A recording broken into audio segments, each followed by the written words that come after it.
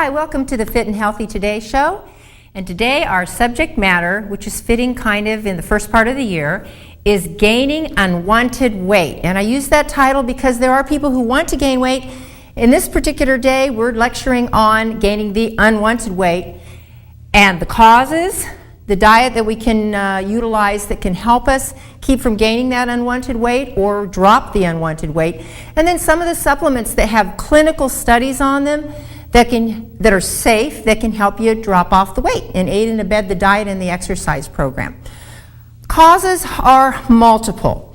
It can be thyroid issues, particularly underactive thyroid. And when your thyroid is underactive, the metabolic rate that your body gets set at goes down. And so, for example, if your body temperature runs a degree below normal and your thyroid is slightly underactive, you can burn 300 to 500 less calories in a day than somebody like me or someone who runs at a body temperature of 98.6 and has a normal metabolic rate. So, thyroid issues need to be checked out by the doc. We're going to get a little bit more into that. In a couple weeks, I'll be lecturing on underactive thyroid and what we can do to help make you feel better and have more energy. But today, topic matter is weight loss. Part of the problem that we're dealing with when it comes to weight loss is we've got a lot of chemicals in our environment that are both estrogen mimickers, oh my God, all kinds. They block certain receptors, iodine receptor blocking, such as fluorides, chlorine, those types of chemicals that won't allow the body to function normal at its own regular metabolic rate. That will in turn then, when our metabolism slows down, I'll be doggone, we're going to gain weight. So chemical based as well. That being the case, you got to have clean water and clean food. And we'll talk more about the food as we progress onward here. Insulin resistance. When you become insulin resistant or type 2 diabetic, you're going to store more fat because your insulin receptors can't receive the insulin and sugars, and so therefore you're going to have circulating high sugars. You're going to store more fat. So eating a diet high in sugar, white flour, pasta, starches, things like that spike insulin, obviously then you're going to store more fat. So got to watch those calories and the right type of calories, and we'll talk about that once again down in the diet section. Lack of physical activity. We're not moving. We're not moving, the majority of us. We think climbing up the stairs at work is exercise. Yeah, for about 2 or 3 minutes, but we need more exercise and more physical activity, because if you don't increase your activity, then your metabolic rate will always stay low and you won't burn off the fat. So some form of physical exercise is important in order to keep from gaining weight or to lose that unwanted weight. Medications.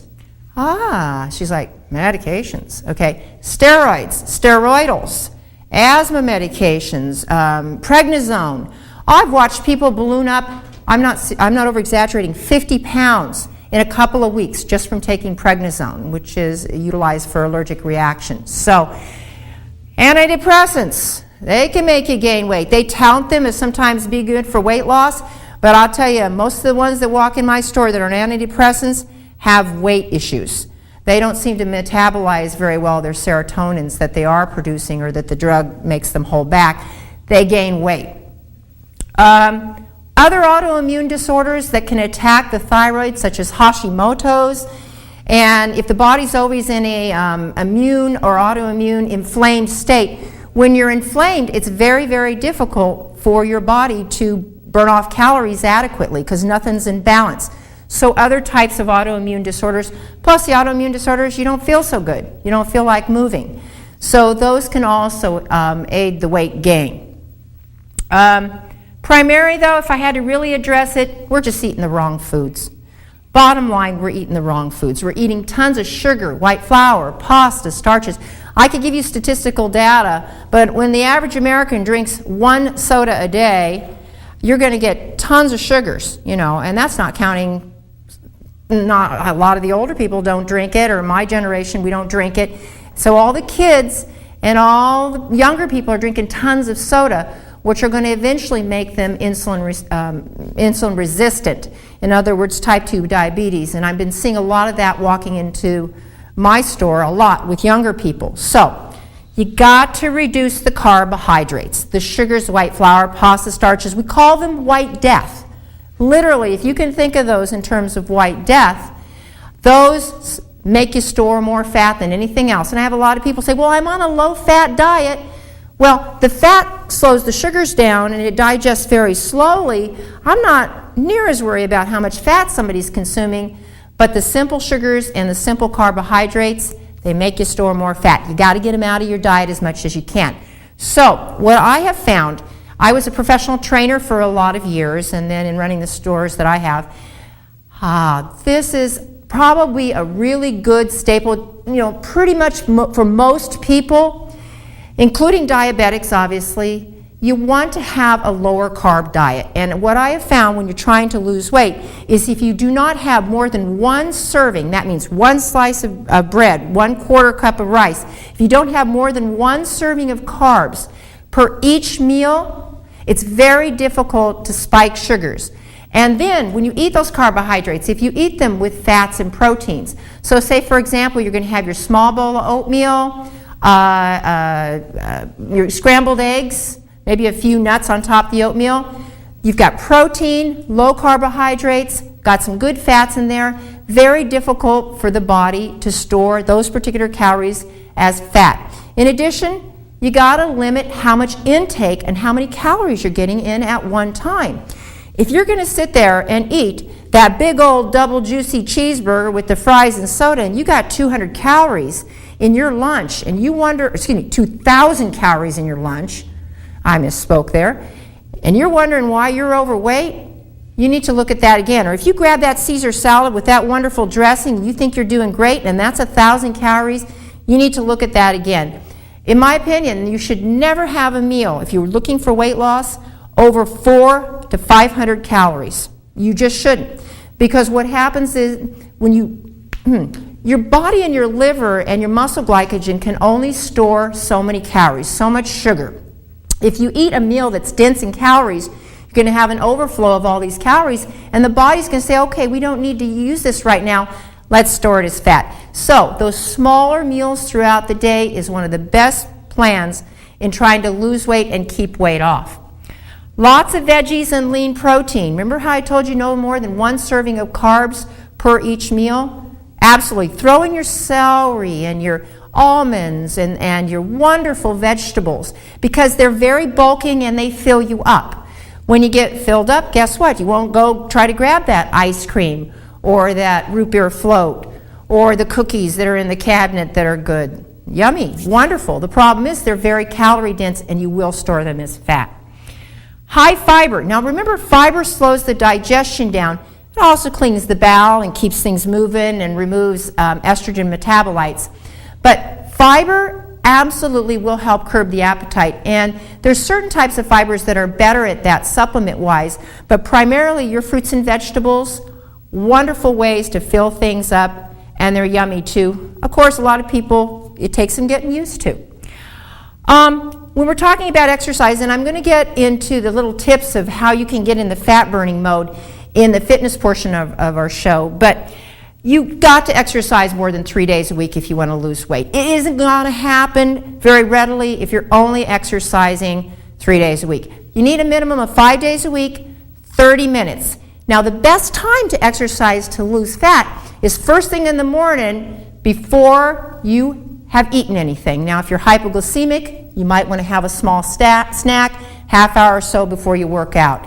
But if you don't have blood sugar problems and you're in normal range there, you're exercising first thing in the morning and taking that pooch for a walk, Tai Chi, whatever you're doing to get the heart rate up is going to help you burn off fat the best because you don't have any glycogen stores. So your body in an aerobic state, that means when your heart reaches a certain point and you're oxygenating, you'll burn off tons of fat.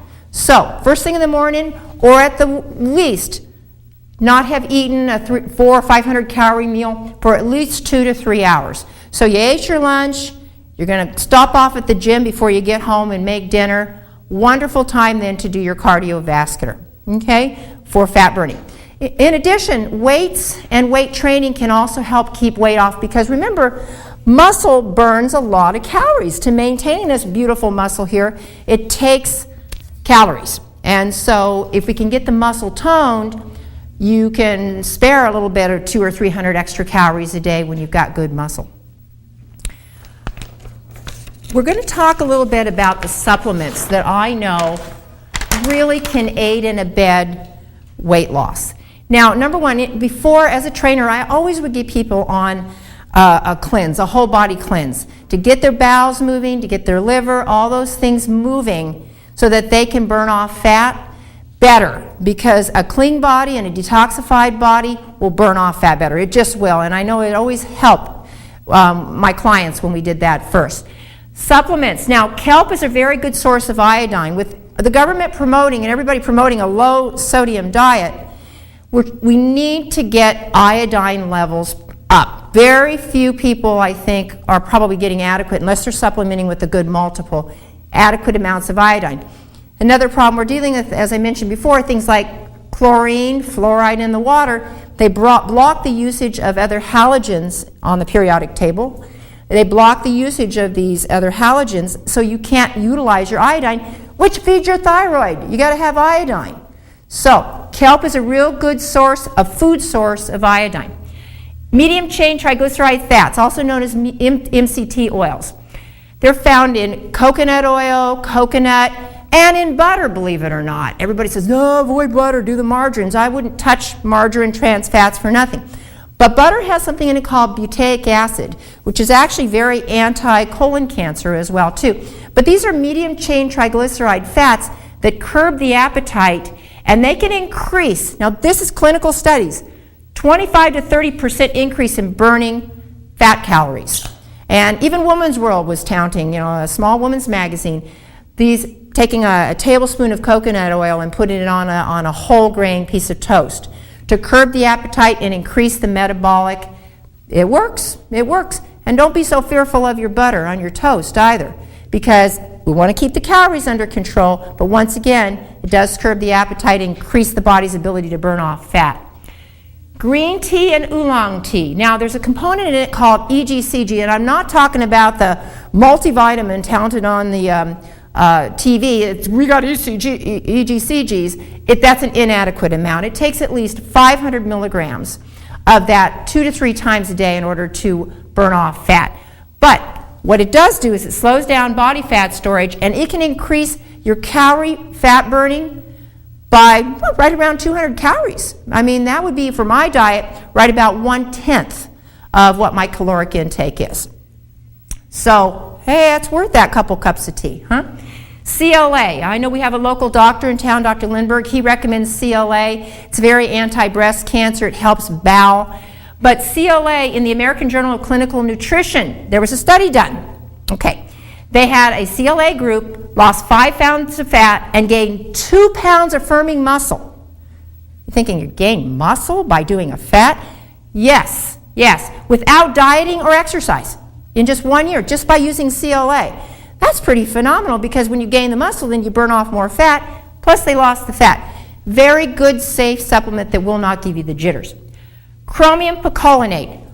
As a professional trainer, that was besides a good multiple vitamin, because you got to have nutrients in order to burn off fat. And I know that's not on here, and I'm not talking about a grocery store brand. I mean a good multiple vitamin that has good absorption.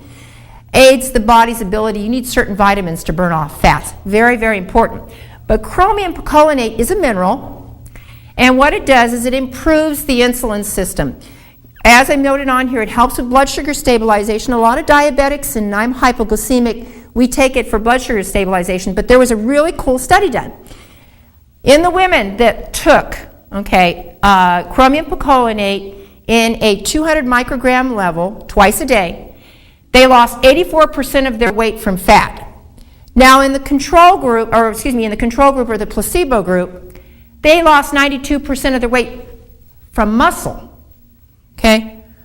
Oh boy, I think I'd rather lose the fat. So chromium will help you, and this is pretty substantial statistical difference. HCA, hydroxycitric acid. It interferes with an enzyme that triggers the formation of fatty acids. So the study that I listed on here, they found that participants ate 30% less food, appetite curbing here, when they did the HCA product before a meal, particularly that has carbohydrates. Starch blockers, we call them carb blockers. They'll bind to the carbs, take them to the bowel, remove them out so you don't utilize them.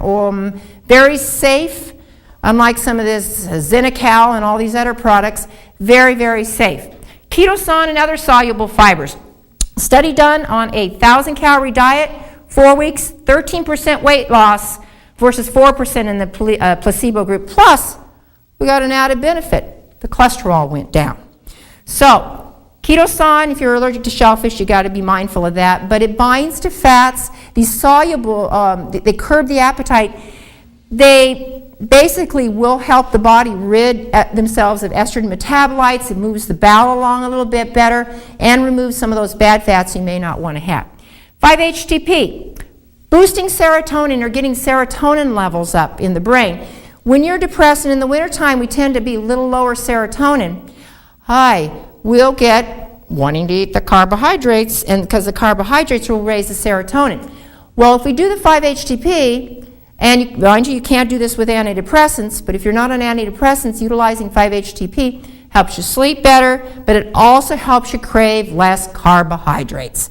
And bottom line is, there's an Italian study showed that when people did 5-HTP, they craved, on an average, up to 1,000 calories less a day in sugars and carbs when they did the 5-HTP. It's pretty phenomenal information. Glucomannan, Jiminy, Google. There's a lot of supplements out there, and hopefully you can find a good natural healthcare professional that can talk to you about all the ones out there that can aid and abet your weight loss. But these are ones that we know are safe. They're not going to raise your blood pressure. No interference with medications. We're going to be working good. Next, we're going to be moving on. I'm going to show you how to target and plot your fat burning range. Thank you.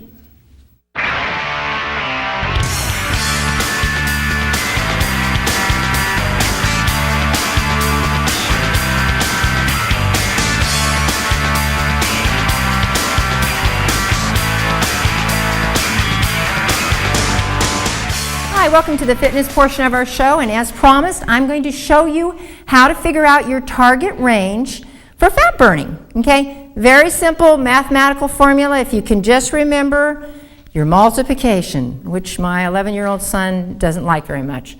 All right, you take 220 minus your age. Here I gave an example. Minus 50 years old equals 170. I'm going to take that times 0.7 to 0.6 to 0.7. We come out with a target range. So a person who's 50 years old will burn fat best at between right about 102 to 119 heartbeats per minute. So check your pulse as you're walking, best that you can, to try and figure out whether or not you're within that target fat burning range for your age. Obviously, if you're 70, if you're 20, it's going to be different. So, but someone in this age category, hey, we already did the homework for you. Next, we're going to be moving on to the research portion of our show. Thank you very much.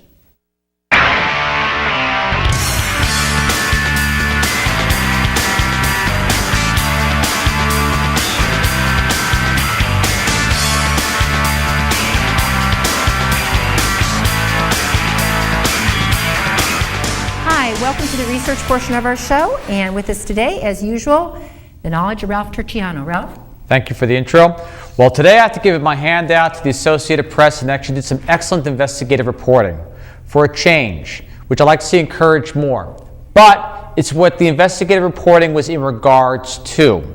And let me start here with the headline from the AP article. It said, toxic metal in kids' jewelry from China. And just to start you off with the original paragraph, they found out that Chinese manufacturers have been substituting a metal more dangerous than lead in your children's jewelry called cadmium, especially in sparkling charms and bracelets, and it being sold throughout the United States. Some pieces of jewelry contained as much as 91% cadmium by weight. I don't believe that can happen just by a simple accident. The Chinese, some of the brightest people on the planet, I really have a hard time believing would accidentally replace lead with a more toxic, dangerous metal to our children. Why is cadmium so deadly? Well, number one, it is listed as one of the seventh most top toxic metals in the CDC's profile. To continue on, cadmium is a known carcinogen. Like lead, it can hinder brain development in the very young, according to the research. And of course, who's this cadmium being given to? Children. All right, in addition, the result was that 10 to 12% of the jewelry was extremely high in cadmium, meaning you have about a 1 in 10 chance of actually trying to do something good and nice for your child, but in reality, giving them a toxic material, which chances are, being jewelry, they will wear every single day. Now think about it. This is a different type of roulette. I'm not going to be condescending here, but it's definitely not Russian roulette. We'll just call it Chinese PLA roulette. Not to frown upon the Chinese people, but the Chinese government, which is encouraging this type of behavior. So some of the most troubling tests were for bracelet charms sold at Walmart, at the jewelry chain Claire, and at the dollar store. The highest amounts of cadmium were also detected in the Princess and the Frog jewelry. The reason I bring up that is because guess what's coming out real soon? The Princess and the Frog. It is important because a lot of little girls and a lot of little kids are going to want this jewelry. So if you see it, if the act is not cleaned up by then, I definitely recommend, for the best interest of your child, don't get it. On top of that, the researchers said there is nothing positive you can say about this metal. Point on case, it is a poison. And to repeat, what basically Bruce Fowler, a cadmium specialist at the U.S. Center for Disease Control, said, the CDC's priority list of 275 most hazardous substances in the environment, cadmium ranks number 7. Oh, it gets better. Now think about this. Lead in kids' jewelry is illegal, down to like 0.03, a small amount. But listen to this. There's a patchwork of federal consumer agencies which are out there. They don't have the manpower to watch every good that comes across from, overseas. But who in their right mind would think that someone would put cadmium in children's jewelry? They say, quote, if the products are painted toys, they would face a recall. If they were industrial garbage, they would qualify as hazardous waste. But since there are no cadmium restrictions on jewelry, they are sold here legally. And basically they said all the Chinese manufacturers turn to cadmium, and they really don't have a clue why. Some of the explanation they tried to whitewash in the article is basically it's a cheaper substitute than lead, since lead is now banned, supposed to be banned in most Chinese jewelry. Obviously, if you look at the toys, recently we've been noticing some recalls come from China on lead toys still come to this country. And that's not even the best part. My best part is the doublespeak. For those who remember George Orwell's 1984. The doublespeak coming from such companies as Walmart and Disney. How would they respond to this? Not the response you see in the paper today. The response they gave a few days ago when they first found out about their children's toys being poisoned. Then in a separate written statement, Dickens and Walmart said they consider safety a very high priority. Congratulations. Quote unquote, we consistently seek to sell only those products that meet safety and regulatory standards, Walmart said. Quote unquote, Walmart. Currently, there are no required cadmium standards for children's jewelry. Nice going, Walmart. As with the case of every importer or retailer responding to the Associated Press request for the comment on the test, neither Sunland nor Walmart would address whether the results concern them if the products should be recalled or not. I guess they're worried about the dollar signs in regards to your children. Coming from Walt Disney. Walt Disney Company, which produces, obviously, the popular animated movies, said in a statement that the test results provided by the manufacturer in regards to the Princess and the Frog toys, Rhode Island-based FAF Incorporated, showed the item complied with all applicable safety standards. What they're trying to say is legal standards. It has nothing to do with the fact that cadmium is one of the most toxic metals that you could possibly put around your child's neck. It's legal. Also, they said, too, it comes down to the following. Cadmium causes cancer. How much cadmium do you want your child eating? Said Michael Hubbard, a doctor who has treated adult victims of cadmium poison. and of course, other environmental causes of cadmium. In my view, this is the doctor's view, he said, the answer should be none.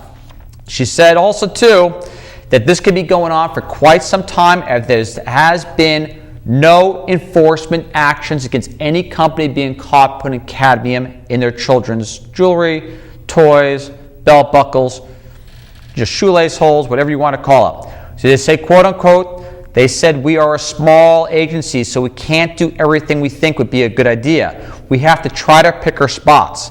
At most, the agency can investigate 10% of the tens of thousands of reports filed by the public every year.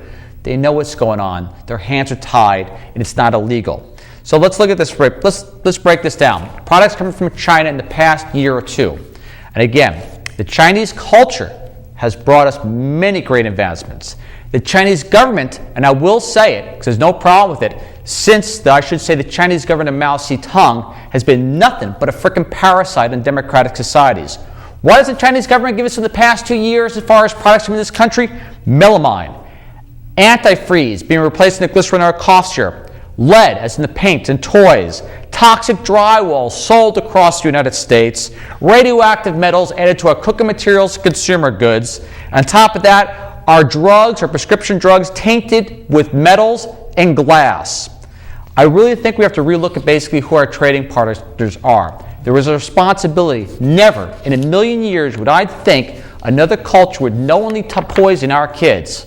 Something to rethink about. And I should be spending more time on vitamins and herbs and talking about things like that. But right now, I feel it's more of a priority to make sure your kids don't get stuff that's going to get them hurt, especially if it's coming from countries which have incredibly bad track records as it is.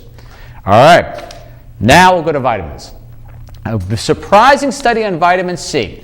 A lot of you out there keep on talking about stem cells and things along those lines. It's created a lot of debate. Well, they discovered there is an easy way to turn adult stem cells, or I should say adult cells, into stem cells. I'll come off with the first paragraph. It's pretty fascinating. Famous for the antioxidant properties and role in tissue repair, vitamin C is touted as beneficial for illnesses ranging from the common cold to cancer, perhaps even slowing the aging process. Now a study published online on December 24th, Cell Press in the Journal of Stem Cells uncovers an unexpected new role for this natural compound, facilitating the generation of embryonic-like stem cells from adult cells. They found that only vitamin C did this, that no other antioxidant would turn adult cells back into stem cells. Quote unquote, the doctor said, it is also of interest that a vitamin with long suspected anti-aging effects has such a potent influence on the reprogramming, which can be considered a reversal of the aging process at the cellular level. It is likely that our work will definitely stimulate better research. I have to apologize to cut it short on that one, and I'll cover the remaining articles in the next show. Thank you. Thank you very much, Ralph. Contact your Congress people, President Obama, Nancy Pelosi, whatever you can. Protect our kids and keep yourself informed. Thank you.